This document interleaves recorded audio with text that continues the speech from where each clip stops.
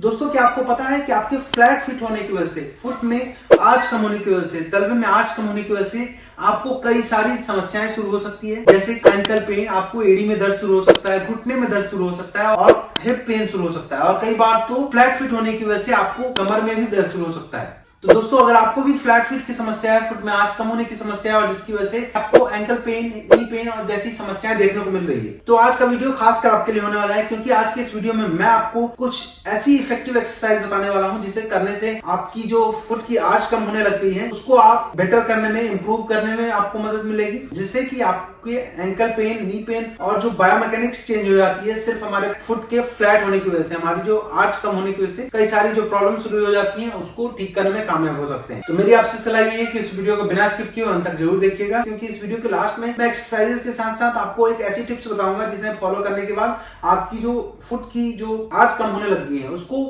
Improve करने में, उसको बेटर करने में आपको काफी ज्यादा मदद मिलेगी। और अगर आप इस चैनल में नए हैं तो कृपया इस चैनल को सब्सक्राइब करके बेल आइकन को दबा दीजिएगा, ताकि ऐसे ही हेल्थ रिलेटेड वीडियो का अपडेट आपको मिलता रहे और आप घर बैठे ही स्वास्थ्य लाभ ले सकें। हेलो एवरीवन, आप सभी का इस चैनल में स्वागत है। मैं डॉक्टर पीयूष जोशी, आपका फिजियोथेरेपिस्ट। दोस्तों हमारे फुट के तलवे में, हमारे पैर के तलवे में एक मीडियल लॉन्गिट्यूडनल आर्च होता है। आपको दिख रहा होगा कि आर्च है, गड्ढापन है जो कि अंदर की तरफ है, और यही जो आर्च है, इसी आर्च की वजह से हमारी जो बॉडी है बैलेंस रहती है जब भी हम चलते हैं, खड़े होते हैं या कोई भी लोअर लिम्ब की एक्टिविटी का। ऐसा क्यों? क्योंकि इसी आर्च की वजह से हमारा जो आधा वेट है, जो शरीर का भार जो पूरे पैर पे आता है, तो आधी वेट जो है हमारे टोज पे आता है और आधी वेट हमारे हील पे आता है। तो इससे हमारी जो बॉडी का मैकेनिज्म है वो एकदम सही है। तो दोस्तों जब हमारी सोल की इंट्रिंसिक मसल कमजोर होंगी, और जब सोल की इंट्रिंसिक मसल कमजोर होंगी और जो हमारा फुट के नीचे जो आर्च है वो अगर कम होता है, कम होने की वजह से देखो, मैं जब अपना फुट को एकदम अंदर की तरफ ला रहा हूँ जिसमें हमारे आर्च खत्म हो रही है, जब ऐसे कर रहा हूं तो हमारा क्या हो रहा है, हमारी टीबिया बोन है उसका इंटरनल रोटेशन हो रहा है, अंदर की तरफ रोटेट कर रही है जब हमारा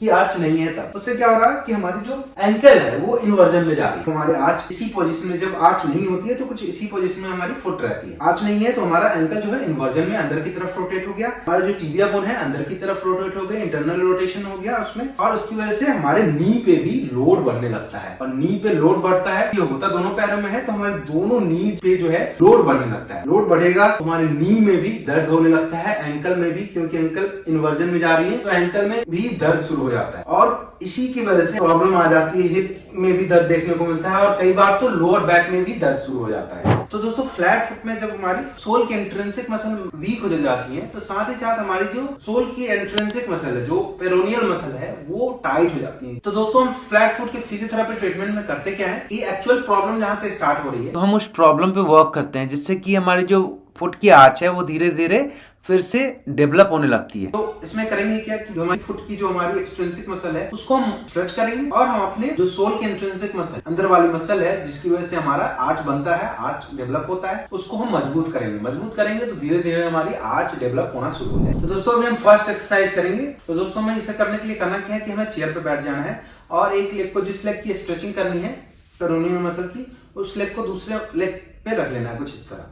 और अभी क्या करना है कि फुट को अंदर की तरफ इन्वर्जन में लाना है और क्या करना है कि दूसरे हाथ से अपने फुट को अंदर की तरफ लाते हुए कुछ इस तरह हमें स्ट्रेच करना है। स्ट्रेच करते हुए 10 गिनने तक रोक के रखना है, 1 2 3 4 5 6 7 8 9 10, और रिलैक्स करना है। इसी तरह में इस एक्सरसाइज को 10 से 12 बार करना है। दोस्तों हम सेकंड एक्सरसाइज करेंगे। सेकंड एक्सरसाइज होगी हमारी जो सोल की इंट्रिंसिक मसल है, जो कि हमारी आर्च बनाती है, आर्च बनाने में हेल्प करती है, उसको हम मजबूत करेंगे। उसको मजबूत करने के लिए करना क्या है कि हम अपने फुट को फ्लेक्शन में लाएंगे। जब आप फ्लेक्शन में ला रहे हैं तो आपको दिखने को मिल रहा होगा कि हमारा आर्च जो है बन रही है। तो इस एक्सरसाइज को लगातार हम डेली लाइफ में करना शुरू करते हैं तो देखते हैं कि हमारी जो आर्च है वो डेवलप होना शुरू करता है। तो अपने फुट को फ्लेक्शन में लाके आपको इस पोजीशन को 5 सेकंड के लिए होल्ड करना है, 1 2 3 4 5, फिर रिलैक्स करना है। इसी तरह हमें फिर से फ्लेक्शन में लाना है और फिर से हमें 5 गिनने तक होल्ड करना है। जब आप 5 गिनने तक होल्ड करना इजी हो जाए आपके लिए तो इसकी होल्डिंग टाइम आप बढ़ा सकते हो, और इसी तरह आपको इस एक्सरसाइज को 10 से 12 बार करना है। दोस्तों हम नेक्स्ट एक्सरसाइज करेंगे। इस एक्सरसाइज का नाम है टॉवेल क्रंचेस।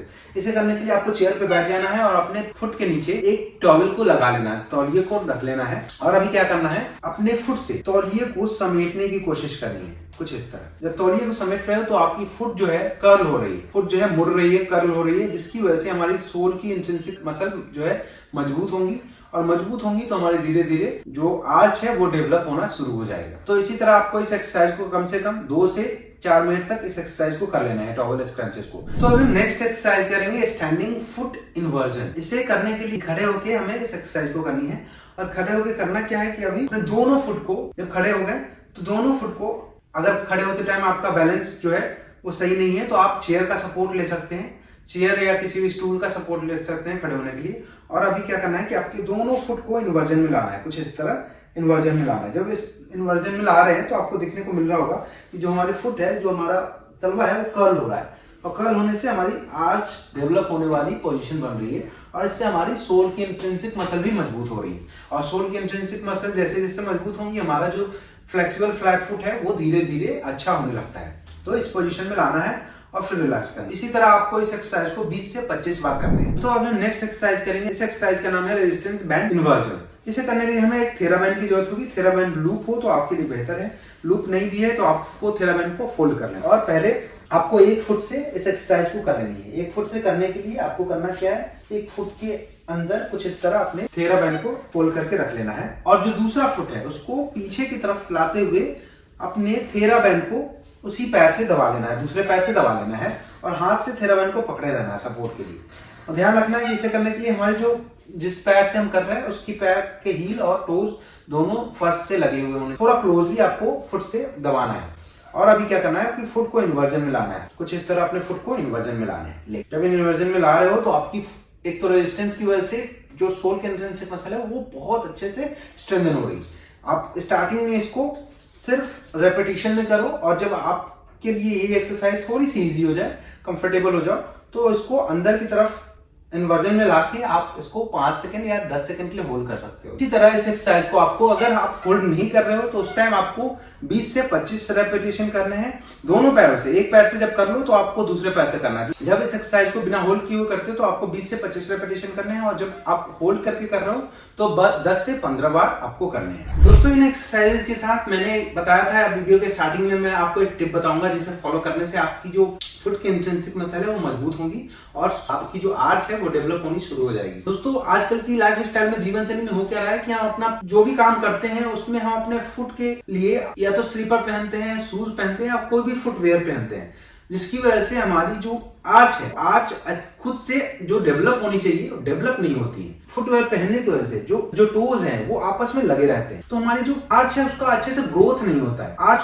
को ग्रोथ होने के लिए स्पेस नहीं मिलता है। तो इसमें हमें फॉलो ये करना है कि आपको जब भी टाइम मिले बेयर फुट, मतलब बिना शूज के, बिना स्लीपर के चलना शुरू करें। आप मिट्टी पे ज्यादा चले, पार्क में चल सकते हैं, आप रेत पे चल सकते हैं, या फिर आप घर में भी आप चलते हैं तो बेयर फुट बिना शूज स्लीपर के आप चले। इससे हमारी जो आर्च है वो धीरे धीरे उसकी ग्रोथ जो है अच्छे से होती है। आई होप कि यह वीडियो आपको अच्छी लगी होगी और आपके फ्लैट फिट को, जो फुट में आर्च कम हो गया है, उसको बेहतर करने में, आर्च को इंप्रूव करने में काफी ज्यादा फायदेमंद रही होगी। तो अगर आपको इस वीडियो से रिलेटेड कोई भी क्वेश्चन है, कोई भी क्वेरी है, तो मुझे कमेंट के थ्रू जरूर बताएं। मैं उन क्वेश्चन का रिप्लाई करूंगा। और अगर आपको यह वीडियो अच्छी लगी हो, आपके लिए फायदेमंद रही हो, तो कृपया इस वीडियो को लाइक करें और कमेंट करके जरूर बताएं हमें कि ये वीडियो आपके लिए कितनी ज्यादा फायदेमंद रही। और इस वीडियो को ज्यादा से ज्यादा शेयर करें। और अगर आप इस चैनल में नए हैं तो कृपया इस चैनल को सब्सक्राइब करके बेल आइकन को दबा दीजिए, ताकि ऐसे ही हेल्थ रिलेटेड वीडियो का अपडेट आपको मिलता रहे और आप घर बैठे ही स्वास्थ्य लाभ ले सकें। धन्यवाद।